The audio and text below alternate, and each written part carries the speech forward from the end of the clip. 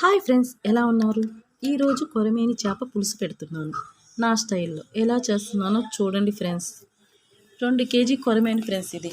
దీన్ని శుభ్రంగా కడిగి 1 కేజీ చేపల్ని ఫ్రై కోసమని పక్కన తీసి పెడుతున్నాను ఫ్రెండ్స్. వాటిల్ని మిగతాయి తల తోక ఇవన్నీ పులుసు పెట్టిపోతున్నాను ఫ్రెండ్స్. వీటికి కావాల్సిన పదార్థాలు చూడండి ఫ్రెండ్స్. స్టవ్ వెలిగించి కడాయి పెట్టి కొంచెం ఆవాలు, ధనియాలు, మెంతులు, జీలకర్ర వీటిని దోరగా వేపుకోవాలి ఫ్రెండ్స్. చేపల కూరలోకి మనకు మెయిన్ ఇదే ఫ్రెండ్స్ వేయాల్సింది. ఈ పొడి వేస్తే చేపల కూర నీసు వాసన అనేది ఉండదు ఫ్రెండ్స్. అది వేయించి పక్కన పెట్టాను ఫ్రెండ్స్. ఆ తర్వాత మళ్ళీ స్టవ్ మీద కడాయి పెట్టి 4 టేబుల్ స్పూన్ల ఆయిల్ వేసి కొంచెం ఆవాలు, జీలకర్ర, మెంతులు మళ్ళీ చిటికెడు వేసి తిరగమాతకి పెట్టాను ఫ్రెండ్స్. ఇందాక మనం వేసుకున్న మెంతుల పొడిని మిక్సీ పట్టుకోండి ఫ్రెండ్స్. ఈ పొడిని పక్కన పెట్టుకోండి ఫ్రెండ్స్. ఎర్రగడ్డలు బ్రౌన్ కలర్ వచ్చేదాకా వేగించుకున్నాక టమాటాలు, పచ్చిమిరపకాయలు కూడా వేసి బాగా వేయించండి. తగినంత పసుపు వేసుకోండి, తగినంత ఉప్పు వేసుకొని వీటిని కూడా వేయించుకోవాలి ఫ్రెండ్స్ బాగా.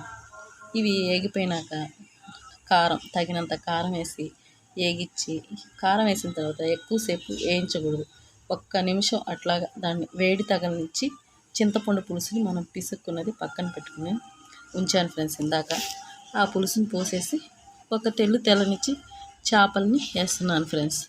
ఈ విధంగా ఒక్కొక్క చేపని వదులుకోండి ఫ్రెండ్స్. చేపల కూరని గెంటితో తిప్పబాకండి. తిప్పితే ముక్క ఇరిగిపోతుంది. లైట్గా పచ్చిగా ఉన్నప్పుడు మనం ఎట్లా తిప్పినా ఏం కాదు. అది ఉడికి కొంచెం వేడి తగిలినాక చేప ముక్క బాగా మెతువవుద్ది. ఇప్పుడు మామిడి ముక్కల్ని వేసుకోండి ఫ్రెండ్స్. పక్కనే టీ కూడా పెడుతున్నాను ఫ్రెండ్స్. మామిడి ముక్కల్ని వేసుకొని మళ్ళీ కలుపుకోండి. మీరు లైక్, షేరు, సబ్స్క్రైబ్ మర్చిపోబాకండి.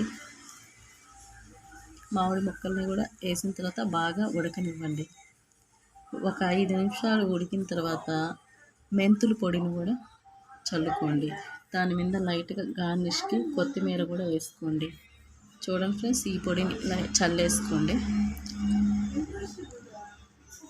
ఎలా ఉంది ఫ్రెండ్స్? బాగుంది కదా? నచ్చింది కదా? ఒక్క లైక్ ఇచ్చుకోండి ఫ్రెండ్స్.